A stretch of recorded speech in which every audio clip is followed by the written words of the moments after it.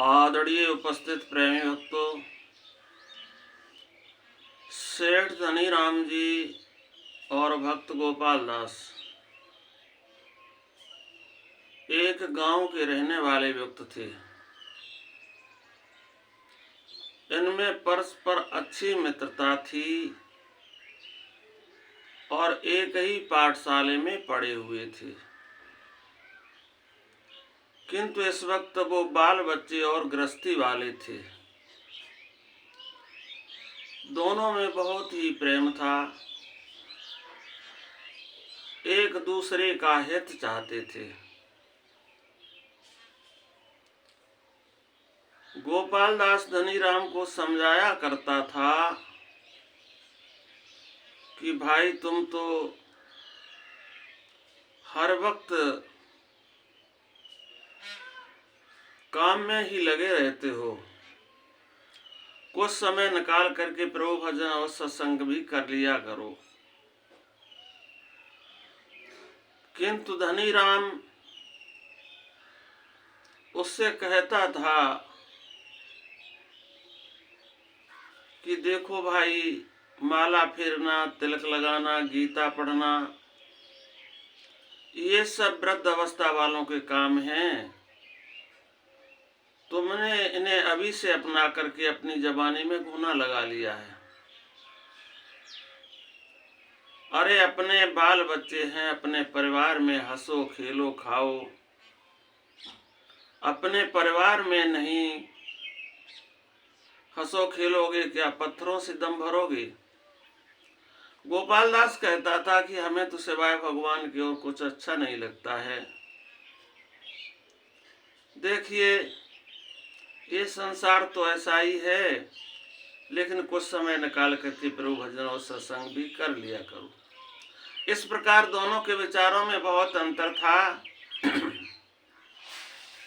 किंतु गोपाल दास सत्संगी पुरुष था और धनीराम के कमाने और ऐश लूटने के अलावा और कोई किसी से कोई वास्ता न था। क्या हुआ, कुछ दिन के पश्चात गोपाल दास को अपने गांव से कहीं दूर देश जाकर के रहना हो गया। वो परिवार सहित चला गया और धनीराम अपने घर में ही रहा और खूब कमाता रहा। क्या हुआ, जब उसने कमा करके बहुत कुछ कर दिया, मकान दुकान और सभी उसने टेंच कर दिए, और अब उसने विचार किया कि उसके दो लड़के थे। सोचा कि ये दो लड़के हैं और इनकी संपत्ति तो इन्हीं की है बाद में, इसलिए अपने जीते जी इनकी संपत्ति इनको ही सौंप देनी चाहिए। ऐसा विचार किया धनीराम ने और ये सारी संपत्ति उन दोनों बच्चों को बराबर बराबर बांट दी। विचार करने लगा कि हमारी तो सेवा होती ही रहेगी, इनकी संपत्ति अपने जीते जी इन्हें दे देना चाहिए। सो ऐसा ही हुआ।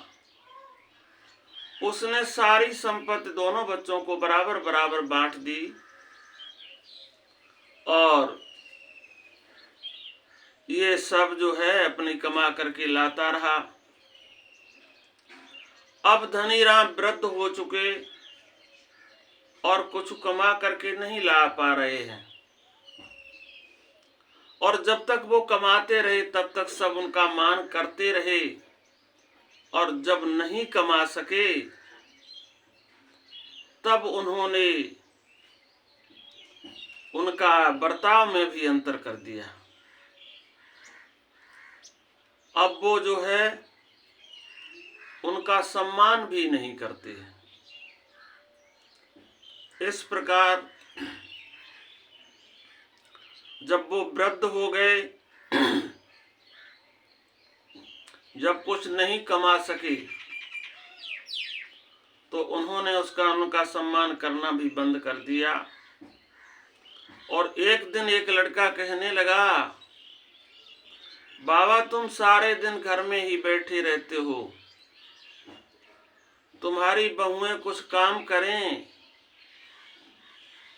कि सारे दिन घूंघट ही निकाले रहें। हमें तो तंग आकर के ये कहना पड़ा। बताओ। धनी राम ने कहा, बेटा क्यों खफा होते हो? और तुम भी हमारे हो और बहुएं भी हमारी हैं। तुम जैसा कहो मैं वैसा ही करने को तैयार है। कहा ठीक, तो फिर ऐसा करो, लाठी डंडा लेकर के दरवाजे पर बैठे रहो और किसी कुत्ता और बिल्ली को घर में मत आने दिया करो। अब घर में मत बैठो। क्या हुआ? अब धनी राम का आसन दरवाजे पर लगा दिया गया और वहीं वो दरवाजे पर बैठा करे। अभी कुछ दिन ही बैठे हुए थे, तब तक दूसरा लड़का कहने लगा, देखो बाबा, दीपावली आने वाली है और सभी लोग अपने अपने घरों की लिपाई पुताई सफाई करते हैं और तुम कहो तो कुछ हम भी कर लें। अगर बलगम फेंक फेंक कर दीवार की सीमेंट की फर्म में लगाना है तो हम चुप रहें। धनी राम ने कहा, बेटा तुम खूब लिपाई पुताई सफाई करो, हम तुमसे कब मना करते हैं। कहा ठीक, मना नहीं करते हो तो फिर ऐसा करो, ये जो पशु बांधने वाला कमरा है कच्चा, उसमें अपना आसन लगा लो। वहां कच्ची जगह है और जी चाहे ता बलगम फेंकते रहना और रात में कुछ पशुओं का भी ख्याल करना और वहीं बैठे बैठे राम राम कहते रहो। धनी राम ने बहुत कमाया था, लड़कों के लिए अपना सारा जीवन खेप दिया था, मकान अकान सब दुछत्ता तिछत्ता करवा दिए थे, लेकिन अब उसमें जगह नहीं है। अब जगह कहाँ है? जो कच्चा मकान था, जो पशु बांधने वाला कमरा था, उसमें सेठ जी का आसन लगा दिया गया। अब उसमें वो पड़े हुए अपने मौत के दिन पूरे करने लगे। अब कोई उन्हें पूछता नहीं है। खाना पानी आ गया तो खा लिया, नहीं आया तो पड़े हैं उसी में, कोई पूछने वाला नहीं है। क्या हुआ? इस प्रकार न नहावा न धोई और अब तो उनका ऐसा शरीर हो गया, तमाम शरीर पर मक्खियां बिन बना रही। आज क्या हुआ? आज पूरे 20 वर्ष के बाद गोपाल दास को पुनः अपने नगर में आना हो गया। उन्होंने विचार किया कि हम अपने पहले मित्र से मिल आए। राम जाने उसका शरीर है भी नहीं। पहुंच गए उस मोहल्ले में जहां पर धनी राम का घर था। वहां का दृश्य और ही था। क्यों? जिस मकान को धनी गोपाल दास देख गए थे वो अब नहीं है वहां। वहां तो एक आलीशान महल बना हुआ खड़ा है। गोपाल दास ने एक पड़ोस में निकलते हुए मनुष्य को देखा और पूछने लगे, भैया ये बताओ, यहाँ पर सेठ धनी राम जी रहा करते थे। उसने कहा, सेठ धनी राम का तो हमने नाम सुना नहीं, यहाँ धनिया धनिया नाम का एक बुड्ढा है और वो रहता है। क्या हुआ? उसने कहा कि भाई ये मकान तो उसी का है और उसी के पोते दोनों खेल रहे हैं, उनसे जाकर के आप पता कर सकते हैं। जब गोपाल दास वहां पहुंचता है और उन लड़कों से कहा जाकर के, बेटा तुम्हारे बाबा लाला धनीराम कहाँ हैं? उन्होंने आंखें मटकाते हुए और बड़ी नजाकत से कहा कि हमारा कोई बाबा लाला धनीराम नहीं है, वो तो धनिया है, धनिया, और पशु बांधने वाले कमरे में पड़ा है। क्या हुआ? जब गोपाल दास वहां जाते हैं तो देखा जाकर के मनुष्य आकृति की कोई वस्तु दिखाई पड़ी। बहुत मैले कुचैले फटे पुराने वस्त्र, राम जाने स्नान जाने कब से न किया होगा। चारों तरफ बलगम पड़ी हुई है और सारे शरीर पे मक्खियां भिन बना रही हैं। दुर्गंध से दम घुटती जा रही है। गोपाल दास ने विचार किया कि ये हमारा पुराना मित्र ही मालूम पड़ता है। पहुंच गए पास में और कहने लगे, कहो सेठ धनीराम जी, क्या हाल है? धनीराम ने कही, भैया क्यों मौखाल करते हो? किसी दिन तो सेठ धनीराम ही था, किंतु आज तो धनिया है, धनिया। माया तेरे तीन नाम, परसा परसी परसराम। बहुत बनते यार जब पैसा पास होता है, और टूट जाते हैं गरीबी में जो रिश्ता खास होता है। भाई आज तो धनिया है, हमारे पास कुछ नहीं है। दुखे हुए दिल को अधिक दुखाना अच्छा नहीं है। गोपाल दास ने कहा, नहीं नहीं, हम मौखाल नहीं करते हैं, हम हैं आपके पुराने मित्र गोपाल दास। इतना कहना और सुनने की देरी थी कि धनीराम उठ करके गोपाल के गले से लग करके रोने लगे। उनको रोते हुए देख करके गोपाल दास भी रोने लगे। दोनों भाई इस प्रकार रोए मानो नेत्रों से अश्रुओं की नदी बह निकली हो। गोपाल दास ने धीरज बंधाते हुए कहा, भैया तुम इतने दुखी क्यों हो? ये दुख तुमको किसने दिया है? धनीराम ने कहा, भैया आपकी बातें न मानने सुनने का परिणाम है। हमने मुंह में आकर के सब धन लड़कों को दे दिया, और जब तक हम बाहर से कमा करके लाते रहे तब तक हमारा सम्मान करते रहे, और जब हम नहीं कमा सके तो उन्होंने हमें इस दिशा पर पहुंचा दिया। हमें दुखी करने वाला कोई नहीं है,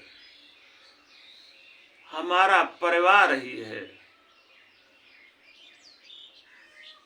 धनी राम कहने लगे, भैया अपने हाल बताओ, कैसे हाल है। गोपाल दास ने कहा, हमारे यहाँ तो सब मंगल हैं और हमने सब अपने हाथ में ही रखा है, इसलिए हमारा तो सब पानी भरते हैं, सब हमारी कई करते हैं और सेवा करते हैं। देखिए भाई, हम तुमको समझाते रहे कि कमाते हो अपने पास भी कुछ रखो, तो तुम्हारी सेवा होती रहेगी, ये सेवा नहीं होगी। और ऐसा ही तुम्हारे साथ में हुआ है। गोपाल दास ने धनी राम के कान में कुछ बात समझ आई और गए। दूसरे दिन एक बहुत बड़ी पोटी बक्सा लेकर के आए। उन्होंने सभी लड़कों के सामने रखते हुए कहा, लो सेठ धनी राम जी, अपनी धरोहर अमानत संभालिए। धनी राम ने कहा, रख दीजिए, धन्यवाद आपको। गोपाल दास ने पुनः उन लड़कों से कहा कि देखो भाई, बुद्धि से काम लो। जिनके पिता राजा हों, उनके लड़कों को नौकरी या दुकान करने की क्या आवश्यकता है। जितनी सेवा तुम औरों की करते हो, उसके अंश में यदि कुछ पिता की करो तो तुम्हारे पोत्रों तक धन कमाने की कोई जरूरत नहीं है। अब उन लड़कों को ये निश्चित हो गया कि इस पोटी बक्से के अंदर कोई कीमती माल अवश्य है। अब तो लगे बढ़ा चढ़ा करके पिता की सेवा करने। सबसे अच्छे हवादार कमरे में सेठ जी का आसन लगा दिया गया। अब तो नपती नाई प्रतिदिन सेवा के लिए आने लगा और सेठ जी की बहुएं नरम नरम गरम गरम पराठे पका पका करके खिलाने लगी। अब तो कुछ दिन में सेठ जी का रंग ही बदल गया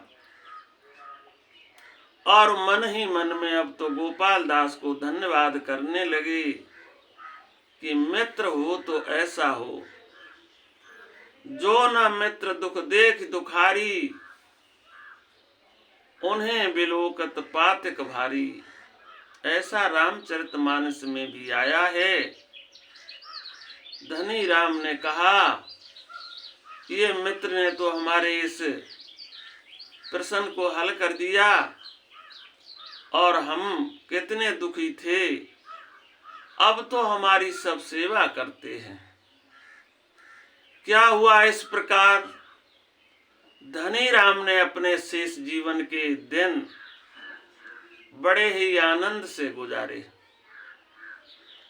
जब उनके शरीर शांत हो जाता है, जब शरीर का अंत होता है, तो बड़े अनशन के साथ उनका दाह संस्कार किया जाता है। दाह संस्कार होने के बाद दूसरे दिन दोनों भाइयों में विवाद हो जाता है। वो कहता है, हमने सेवा अधिक की थी, इसलिए हमें धन अधिक मिलना चाहिए। वो कहता था, हमने सेवा अधिक की, हमें धन अधिक मिलना चाहिए। इस प्रकार दोनों भाइयों में विवाद हो गया। मोहल्ले वाले आ गए, उन्होंने समझाया, अरे भाई, क्यों व्यर्थ का झगड़ा करते हो। इस पोटी बक्से के अंदर जो कुछ माल निकले, आधा आधा बांट लो। क्या हुआ, जब लोहार को बुला करके उसका ताला तोड़ा गया और ढक्कन उठा करके देखा तो उसमें कंकड़ और पत्थर भरे पड़े थे। उन्हें निकाल निकाल करके फेंकने लगे। नीचे कुछ राख पड़ी हुई थी, सारी राख छान मारी, उसमें से एक फूटी कौड़ी नहीं निकली। अब तो सेवा करने वाली बहुएं कहने लगी, ये बुढ़ा कितना चालाक निकला, इसीलिए तो हम इसकी कुदर किए हुए थे। सभी लोग हंसने लगे, कहने लगे, अरे ऐसों के साथ तो ऐसा ही होना चाहिए। भाइयों, दुनिया ये बड़ी मतलब की है, और मतलब है अपना। अपना मतलब भूल गए तो सब कुछ भूल गए। इसलिए भाइयों, तुमने देखा होगा कि संसार में माँ बाप की कोई लड़का सेवा नहीं करता है।